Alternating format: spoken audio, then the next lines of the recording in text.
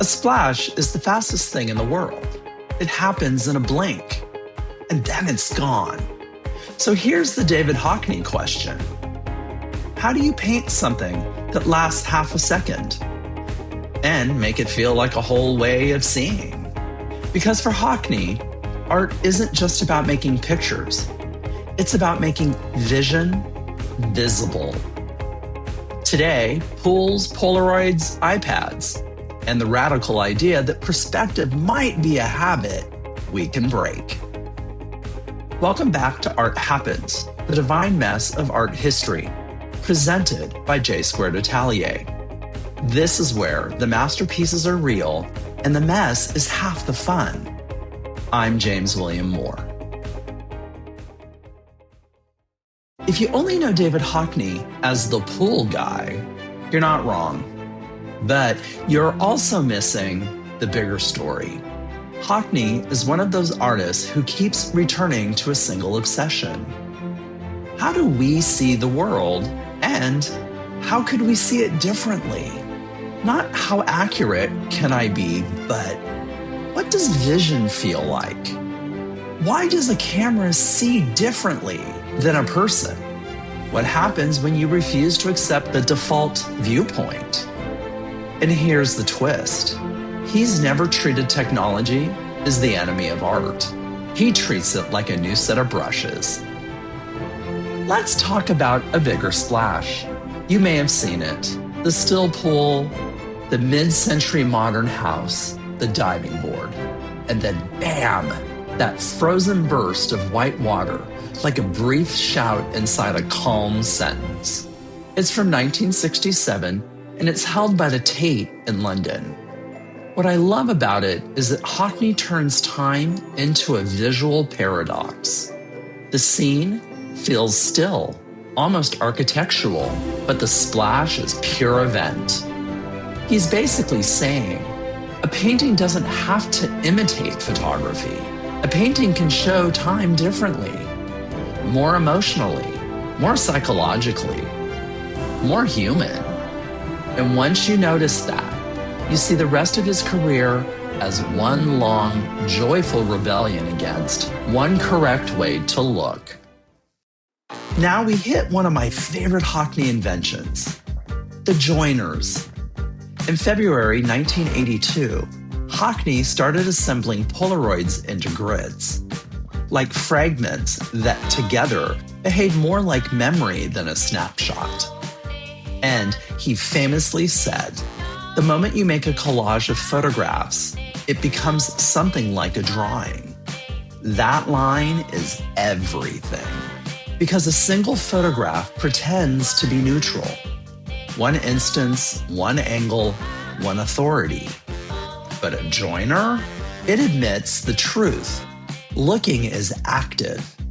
Your eyes move, your attention jumps, time passes. You circle what you love. You ignore what you don't. You come back. You re-see. So the joiners don't just show us an object. They show the experience of seeing the object. It's like Hockney is telling photography, cute, but you're too stiff. Let's loosen up a bit. Then Hockney does something that feels very Hockney. He goes after perspective itself. In his book, Secret Knowledge, Rediscovering the Lost Techniques of the Old Masters, published in 2001, he argues that optics, mirrors and lenses, may have played a bigger role in Old Master realism than we like to admit. Now, whether you fully buy every piece of that argument or not, the creativity takeaway is gold. Perspective isn't a law of nature. It's a tool, a convention, a choice. Hockney's whole vibe is, if the tools stop helping you see, change the tool. If the convention gets boring, break it. If reality feels flat, build a new kind of space. And then, because he's Hockney, he picks up the iPhone and iPad and just, goes to work. He began making iPhone drawings after getting his first iPhone in 2009, using it to draw flowers and send them out like little daily gifts. In Paris, the exhibition Fleur Fraîche ran October 20th, 2010 to January 30th, 2011, showing over 200 works made on iPhone and iPad, presented in their original device format, glowing like modern stained glass. This matters because it's not tech as a gimmick. It's tech as liberation. No drawing time, no studio setup, no preciousness.